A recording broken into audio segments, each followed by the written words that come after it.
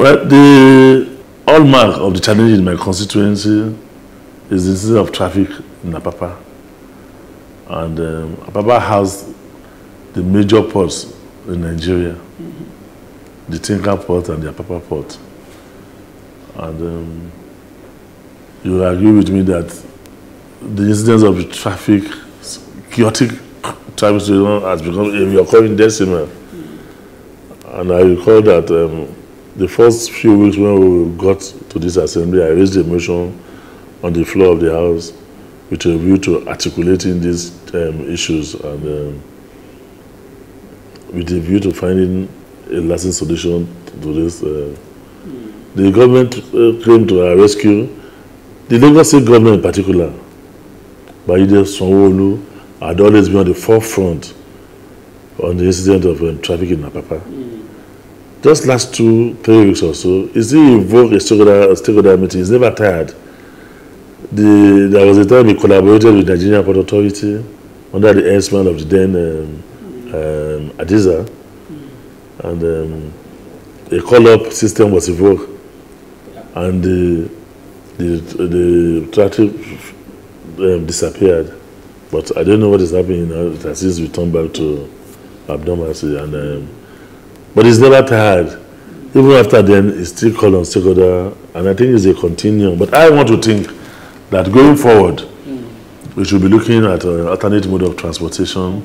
We should revive the rail line to carry these cargoes. Our waterways should be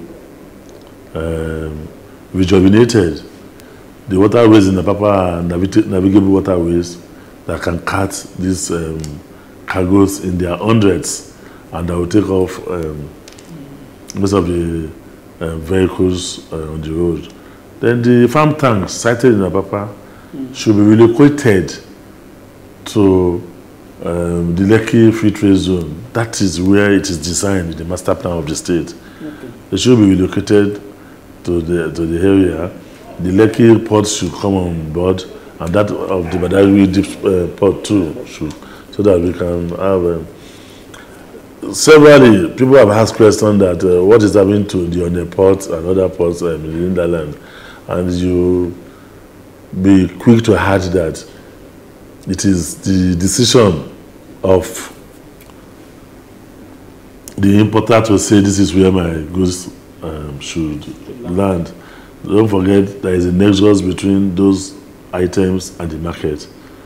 Because of over 25 million people, already a big market for these people. And some of the challenge too I had to, or I saw on a visit to some of these ports too, is that those roads linking to some of these ports too are in comatose. So also is the incident of kidnapping and security is more ferocious in this area than what we find in Lagos. I am just praying and appealing that of those revenue that we get from the port, something should come back to Lagos State so that we can keep maintaining our roads and keep maintaining our infrastructures. We don't kill the goose that lay the golden egg. That's something reasonably. In the region of a special status of 1% to maintain infrastructure, it will going to be in the long run in the interest of the Nigerian nation. It will only enhance the activities of the port, and then we can generate more revenue for the national ports. I mean, consolidated CRF, consolidated revenue fund.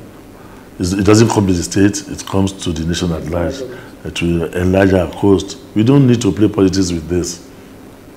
We don't need to play politics with this. Why has it been so difficult for the special status team to go through? And this is where we keep knocking, and you in the media too needed to, I mean, assist to ensuring that this comes to fore. I must tell you that, like I said, oil is no longer affordable. We need alternative mode of transportation from customs and excise and activities of the port, agriculture. These are the areas we can use